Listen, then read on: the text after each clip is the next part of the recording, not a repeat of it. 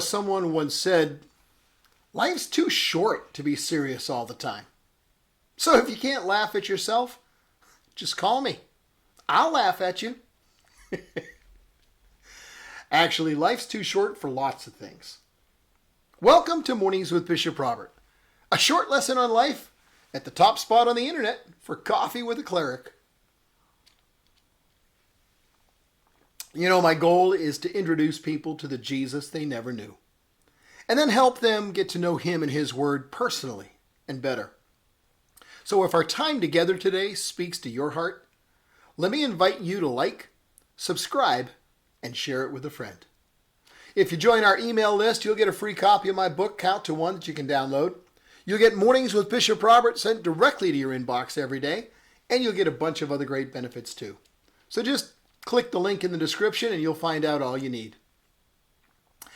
Hey, when you forget how short life is, you lose perspective. And without the proper perspective, it's easy to forget which things are truly important. Life really is too short for lots of things. Life is too short to stay angry. Life is too short not to pursue your purpose. Life is too short to work all the time. Life is too short not to forgive. Life is too short to live in fear. Life is too short not to love someone with all your heart. Life is too short to give up on your vision. Life's too short not to press on and take hold of all that God has for you. Oh yeah. And life is too short to drink bad coffee. Sorry, I couldn't resist. Hey, today's verse is a prayer for perspective. Teach us to realize the brevity of life so that we may grow in wisdom. Maggie, one of the folks who voluntarily helps with CEEC Church's Afghan team, is a military wife. I regularly get messages from her about families moving from Afghanistan to other locations, questions about current threat assessments in one city or another, and even requests to help provide food or transport assistance.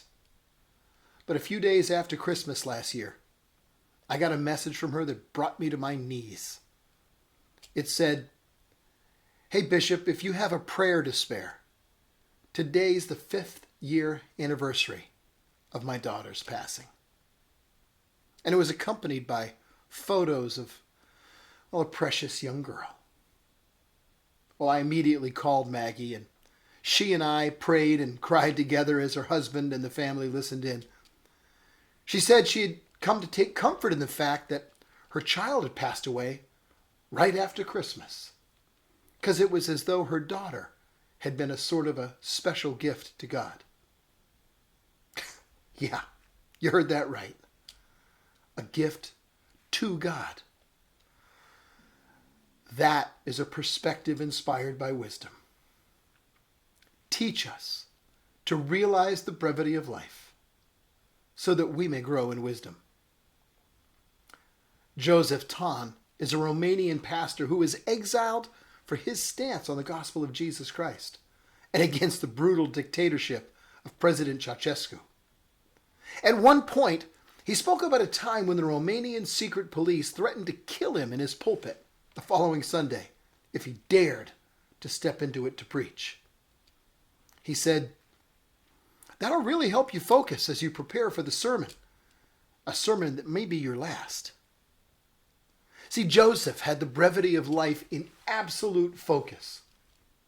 Well, as it happened, the RSP did not kill him that Sunday. They just showed up and arrested him. But his perspective is perhaps best illustrated by what happened during his interrogation. The RSP again threatened him with death if he refused to stop perverting the nation with his preaching. Here's the gist of his reply, as I remember hearing it from him. "You threaten me with death because you don't know I've already died. I've been crucified with Christ, and I no longer live, but Christ lives in me. And the life I live by faith I live by faith in the Son of God who loved me and gave himself for me. Many of my messages are on tapes, and they're all over the nation. If you kill me, you're just going to sprinkle my blood on them. And people will say, oh, that Joseph must really have believed what he preached about if he was willing to die for it. I should listen again. When you kill me, it'll magnify the impact of my preaching 100 times over, and I'll be immediately in the presence of Jesus. So you're threatening me with victory, reward, and glory. Go on, do it!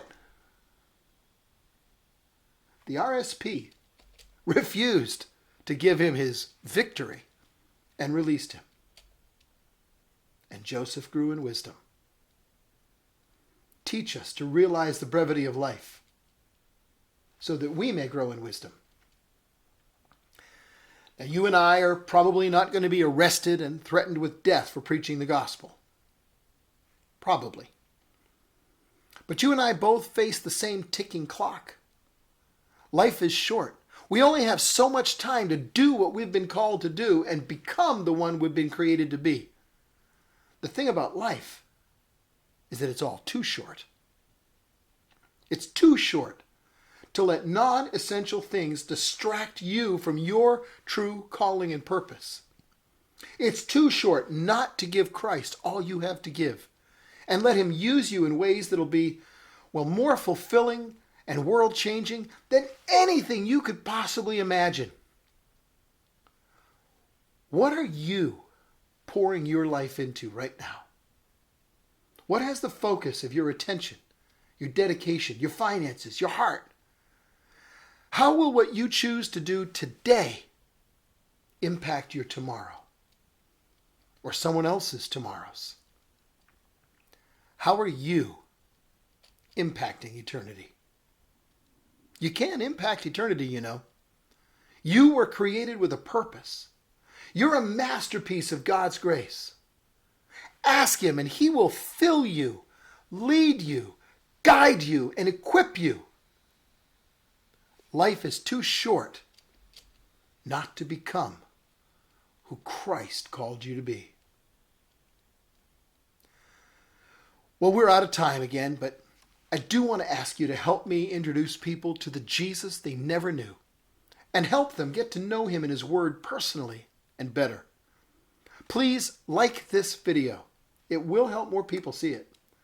And then click follow or subscribe so that you and I can get together every day. Go ahead, do it right now. Don't forget. If you click the link in the description, you'll start getting Mornings with Bishop Robert dropped in your inbox every day. And one more thing. Share this video with a friend, would you? Because as you do, you're part of the team touching hearts all over the world with the love of Jesus. Thanks for helping.